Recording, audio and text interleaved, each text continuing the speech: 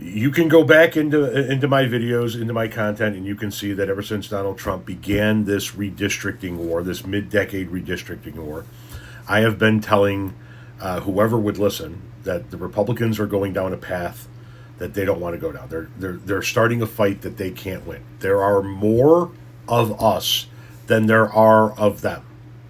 We can outdo them at this game, and this video is going to show you that.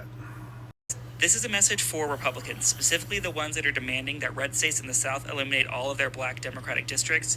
You are playing with fire. I ran the numbers on what I call the Maxmander, where every single state that can does a maximum gerrymander for 2028. And it turns out, Republicans, you do not have the structural advantage you think you do. Let me run you through all the numbers. So in the map behind me, I didn't redraw all the districts. I'm just showing you in each state what I think the partisan breakdown would be in a maximum gerrymander scenario. Let's start in California, where Democrats pass another referendum to get the GOP delegation down to one seat. Yes, they could eliminate this seat as well, but I think it's safer with one GOP vote sink in the state. Oregon, no change. In Washington, yes, we do get new maps and we go down to one GOP rep in the state. Nevada, no changes here. And then in Utah, they could pass a referendum to eliminate the SLC seat, but I assume they don't do that here. And then in Arizona, we have the first case where Democrats could win trifecta control. So that means they have the governorship and both houses of the state legislature. Although in this scenario, I'm more pessimistic for Democrats, so I assume the map basically stays the same, and there are two toss-up seats here. And then in Colorado, I do have Democrats passing a referendum to have a totally blue map. And in New Mexico, yes, we do keep the same Democratic gerrymander. Then Nebraska eliminates the Omaha Democratic seat, Kansas eliminates the Kansas City Democratic seat, and in Texas I have Democrats down to 7 reps. Because Texas is more Democratic than California is Republican, it's hard to get the Democratic delegation down below 5, 6, 7 seats without risking a massive dummy mander in the state. And then in Minnesota, I do assume that Democrats achieve trifecta control. That's the only state here where I assume Democrats get trifecta control, which is crazy bad for the GOP because if they get more, it could be disastrous for them. So in that state, yes, we go down to 2 reps. Iowa could easily get a Democratic governor, but I assume we keep 2 toss-up districts here. In Missouri, we eliminate the St. Louis district. And then across the Deep South, of course, we eliminate all the Democratic representatives outside of 3 in Atlanta, and then 3 in North Carolina, and maybe 4 in Florida. Indiana goes ahead and eliminates its 2 Democratic reps. Illinois does a redraw, and we go down to 1 Republican vote seek in the state.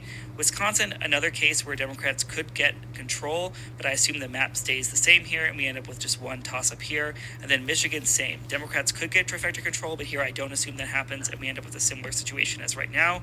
Ohio goes down to 2 Democratic reps. Pennsylvania, I assume, again, Democrats don't achieve trifecta control, although that could definitely happen, so the scenario basically stays the same. Then in New Jersey and New York, we do get a redraw, but we keep 1 Republican vote sink in each state. And finally, everything in New England stays the same with 1 toss-up district in New Hampshire and 1 in Maine.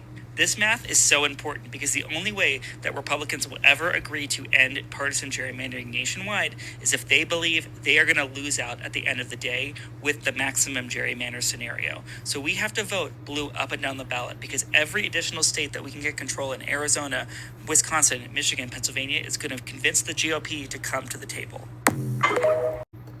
If every state that could do it went nuts and said, you know what, we're going to go full off the cliff with this thing.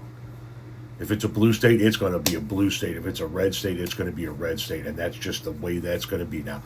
The red states are going to eliminate the Democratic seats, and the blue states are going to eliminate the Republican seats. You don't have enough seats. You don't have enough people. You could have multiple seats out of a state like Texas or Florida or Ohio. All those other states, there's nobody in it.